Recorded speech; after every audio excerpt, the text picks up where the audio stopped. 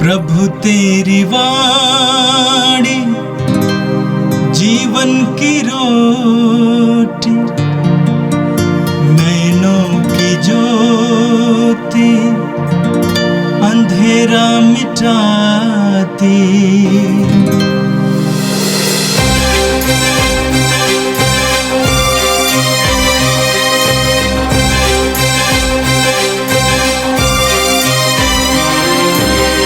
प्रभु तेरी वाणी जीवन की रोटी, नैनों की ज्योति अंधेरा मिटाती। प्रभु तेरी वाणी जीवन की रोटी, नैनों की ज्योति अंधेरा मिटाती। वाणी वाणी वाणी वाणी वाणी पवित्र है, शाश्वत है, जीवन का मन्ना है। 30 अप्रैल मंगलवार। पहला पाठ प्रेरित चरित अध्याय 14 पद संख्याएँ 19 से 28। कुछ यहूदियों ने अंताकिया तथा इकोनिया से आकर लोगों को अपने पक्ष में मिला लिया। वे पौलुस को पत्थरों से मारकर और मरा समझकर नगर के बाहर घसीट ले गए। किंतु जब शिष्य पौलुस के चारों ओर एकत्र हो गए तो वह उठ खड़ा हुआ और नगर लौट आया। दूसरे दिन वह बरनबास के साथ दिरबे चल दिया। उन्होंने उस नगर में सुसमाचार का प्रचार किया और बहुत से शिष्य बना लिए। इसके बाद वे लिस्त्रा और इकोनिया होकर अंताकिया लौटे। वे शिष्यों को ढाढ़स देते रहे और यह कहते हुए विश्वास में दृढ़ रहने के लिए प्रोत्साहित करते थे कि बहुत से कष्ट सहकर हमें ईश्वर के राज्य में प्रवेश करना है। उन्होंने हर एक कलीसिया में पुरोहितों को नियुक्त किया और प्रार्थना तथा उपवास करने के बाद उन लोगों को प्रभु के हाथों सौंप दिया जिसमें वे लोग विश्वास कर चुके थे। वे पिसिदिया पार कर पंफूलिया पहुँचे और पेरजे में सुसमाचार का प्रचार करने के बाद अतालिया आए। वहाँ से वे नाव पर चढ़कर अंताकिया चल दिए, जहाँ से वे चले गए थे और जहाँ लोगों ने उस कार्य के लिए जिसे उन्होंने अब पूरा किया था ईश्वर की कृपा मांगी थी। वहाँ पहुंचकर और कलीसिया की सभा बुलाकर वे बताने लगे कि ईश्वर ने उनके द्वारा क्या क्या किया और कैसे गैर यहूदियों के लिए विश्वास का द्वार खोल दिया। वे बहुत समय तक वहाँ शिष्यों के साथ रहे। यह प्रभु की वाणी है। संत यूहन्ना के अनुसार आज का पवित्र सुसमाचार अध्याय 14 वाक्यांश 27 से 31 तक। मैं अपनी शांति तुम्हें प्रदान करता हूँ। यीशु ने अपने शिष्यों से यह कहा, मैं तुम्हारे लिए शांति छोड़ जाता हूँ, अपनी शांति तुम्हें प्रदान करता हूँ। वह संसार की शांति जैसी नहीं है। तुम्हारा जी घबराए नहीं, भीरू मत बनो। तुमने सुना है कि मैंने तुमसे कहा है, मैं जा रहा हूँ और तुम्हारे पास आऊँगा। यदि तुम मुझे प्यार करते तो आनंदित होते कि मैं पिता के पास जा रहा हूँ, क्योंकि पिता मुझसे महान है। इस प्रकार मैंने पहले ही तुम लोगों को यह बतला दिया, जिससे ऐसा हो जाने पर तुम विश्वास करो। अब मैं तुम लोगों से अधिक बातें नहीं करूँगा, क्योंकि इस संसार का नायक आ रहा है। वह मेरा कुछ नहीं बिगाड़ सकता, किंतु यह आवश्यक है कि संसार जान जाए कि मैं पिता को प्यार करता हूँ और पिता ने मुझे जैसा आदेश दिया वैसा ही करता हूँ। यह प्रभु का दिव्य सुसमाचार है। क्रिस्त प्रभु की जय। क्रिस्त में प्यारे भाइयों और बहनों, आज माता कलीसिया हमारे लिए 2 पाठों को रखती है।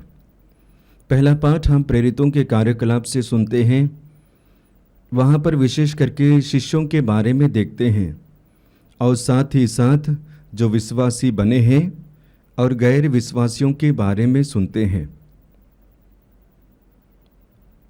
और गहराई में जब जाएंगे तो हमें पता चलेगा कि शिष्यों के जीवन में किस प्रकार अत्याचार हो रहा है और शिष्य भी अत्याचार सहने के लिए तैयार है, उसी में आनंद मनाते हैं, खुश होते हैं, उत्साह प्राप्त करते हैं और पुनः कार्यों में लग जाते हैं। आज के प्रथम पाठ में इन्हीं के बारे में वर्णन पाते हैं, अर्थात पौलुस के ऊपर में काफ़ी अत्याचार। लोग पौलुस को घेर लेते हैं, घसीटते हैं, मारते हैं, मरणाशरण में छोड़ते हैं, लेकिन पौलुस प्रभु की कृपा से बच जाते हैं और इसके बाद तुरंत दूसरे शहर में जाते हैं वचन की घोषणा करने के लिए। इस तरह से वे प्रभु के कार्य को करने के लिए रुकते नहीं हैं। हालांकि उनके जीवन में काफ़ी अत्याचार है, काफ़ी पीड़ा है, काफ़ी विरोधी लोग हैं, फिर भी प्रभु के कार्य को करने के लिए कभी पीछे रुकते नहीं हैं, बढ़ते जाते हैं, वचन की घोषणा करते जाते हैं। इसी को आज के प्रथम पाठ में सुनते हैं। प्रथम पाठ के द्वारा हमारे लिए संदेश है कि जितना ज़्यादा शिष्यों के जीवन में अत्याचार है, उतना ही ज़्यादा वे तगड़े, पक्का विश्वासी और वो प्रभु के कार्य को करने के लिए एक निपुण व्यक्ति होते जा रहे हैं। क्रिस्त में प्यारे भाइयों और बहनों, हमारे लिए भी एक संदेश यही है कि अत्याचार के द्वारा इंसान मजबूत बनता है, दुख पीड़ा के द्वारा इंसान मजबूत बनता है और साथ ही साथ उनका विश्वास और प्रार्थना में जीवन भी मजबूत बन जाता है। वे ईश्वरीय अनुभव करते हैं और ईश्वरीय सुरक्षा को भी अनुभव करते हैं, साथ ही साथ पवित्र आत्मा के द्वारा संचालित होते हैं। पौलुस के बारे में देखते हैं। पौलुस के बारे में काफ़ी बताया जाता है।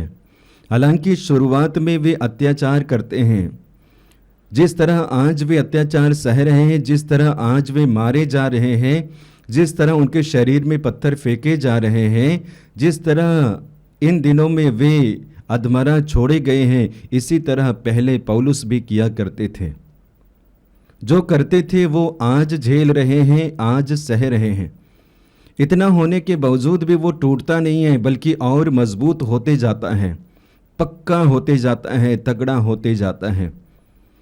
संकेत हमारे लिए यही है कि अत्याचार के द्वारा जैसे शिष्यों का जीवन मजबूत होता है, ईश्वरीय अनुभव में तगड़े होते हैं, विश्वास में और गहरे होते हैं, इसी तरह हमारे जीवन में होना चाहिए। हम भी अपने जीवन में कई प्रकार की कठिनाइयों को अनुभव करते हैं, परिस्थितियों को सामना करते हैं, आर्थिक तंगी को झेलते हैं, लोगों के दबाव और प्रेशर में आते हैं, हो सके व्यक्तिगत टॉर्चर को अनुभव करते हैं और इस तरह से हम धीरे धीरे यानी कि आगे बढ़ने वाले होते हैं लेकिन पीछे आते हैं, आगे बढ़ने वाले होते हैं लेकिन गिरते जाते हैं। प्रभु की ओर विश्वास को मजबूत करते हुए बढ़ने वाले होने के बावजूद भी हम पीछे आते हैं, लेकिन शिष्य पीछे हटते नहीं। प्रेशर, टॉर्चर, अत्याचार, फिर भी वो तगड़े होते जाते हैं।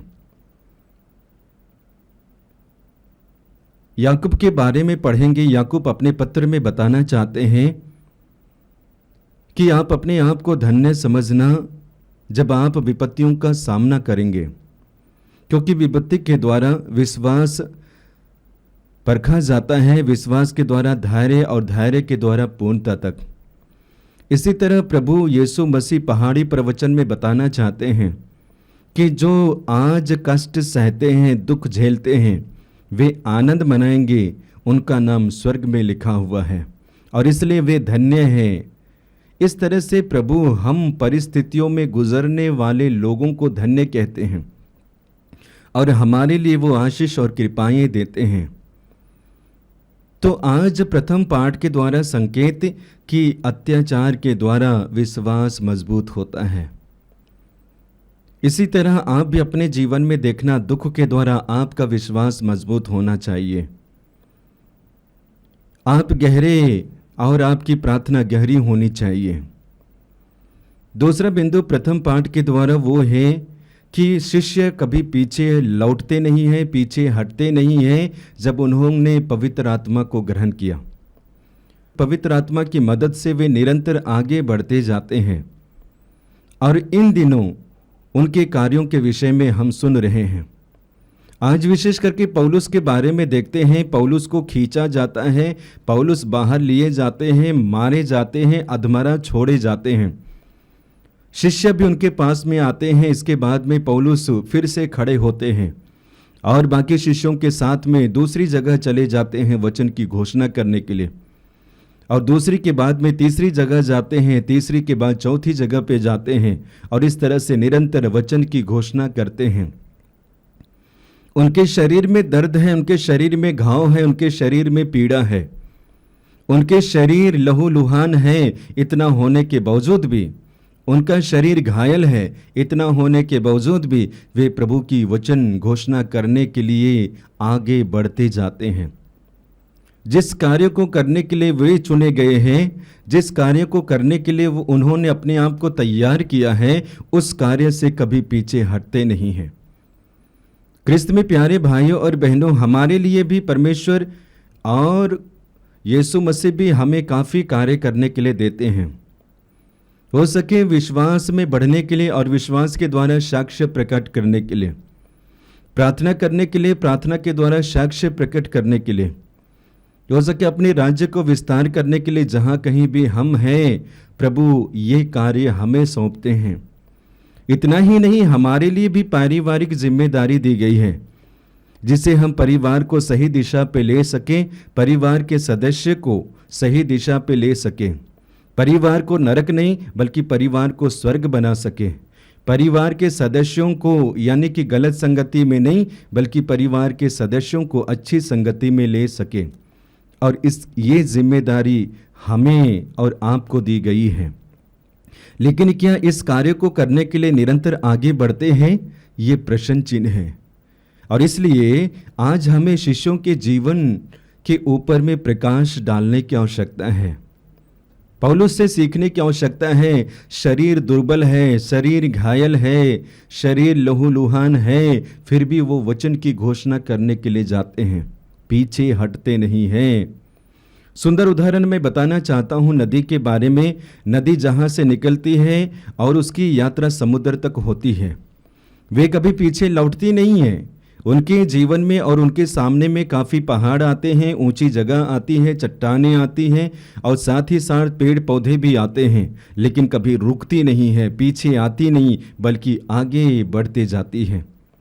जितनी ज़्यादा बाधाएं हैं उतने ही मार्ग वो निकालती है, जितने ज़्यादा रुकावट है उतना ही ज़्यादा वो मार्ग बनाती है और अपनी लक्ष्य तक पहुंचती है। हमारा स्वभाव भी हमारे दैनिक जीवन में यही होना चाहिए। जितना ज़्यादा रुकावट, जितनी ज़्यादा बाधाएं, उतनी ही ज़्यादा हमारे लिए मार्ग होना है और इस तरह से हम आगे बढ़ते जाएंगे। और यही कार्य इन दिनों शिष्यों के जीवन में देखते हैं। आज के सुसमाचार में प्रवेश करेंगे। सुसमाचार में प्रभु हमें बताना चाहते हैं, विशेष करके शिष्यों के दयनीय दशा को देखते हुए, कि वे विचलित और उनके जीवन में वो शांति की कमी है। और इसलिए प्रभु यीशु मसीह उनके करीब आते हैं, प्रकट होते हैं और बाकी जगह भी कहते हैं कि तुम्हें शांति मिले। प्रभु अपने शिष्यों को सबसे पहले शांति क्यों देते हैं? मैं समझता हूँ हर एक व्यक्ति को और हर एक व्यक्ति के जीवन में शांति का होना अति आवश्यक है। जब शांति हमारे मन और हृदय में रहती नहीं है, इंसान टूट जाता, हम टूट जाते हैं, इंसान भी टूट जाते हैं। याद रखना, जब आपका मन में शांति नहीं रहती है, हृदय में शांति नहीं रहती है, होता क्या है? आप भी टूट जाते हैं, हम भी टूट जाते हैं। और इस बात को भली भांति यीशु समझते हैं और इसलिए शिष्यों से सबसे पहले वो कहते हैं शांति ग्रहण करो, शांति ग्रहण करो। तो हमारे जीवन में शांति का होना अति आवश्यक है। वचन में पढ़ेंगे लेवी ग्रंथ अध्याय 26 वाक्य 6 में वचन इस प्रकार है, मैं देश भर में शांति बनाए रखूंगा जिससे तुम निर्भय होकर सुख की नींद सो सकोगे। प्रभु बताना चाहते हैं कि मैं देश भर में शांति बनाए रखूंगा, जिससे तुम चैन की नींद, शांति की नींद सो पाओगे। एग्जैक्टली जहाँ पे शांति नहीं है वहाँ पे चैन नहीं है, जहाँ पे शांति नहीं है वहाँ पे खुशी, आनंद और सुखद नहीं है। और प्रभु कहते हैं मैं वहाँ पे शांति स्थापित करूँगा और तुम गहरी नींद में सोगे, चैन की नींद में सोगे। ये प्रभु बताना चाहते हैं और यीशु मसीह भी शिष्यों के जीवन में वही कहते हैं।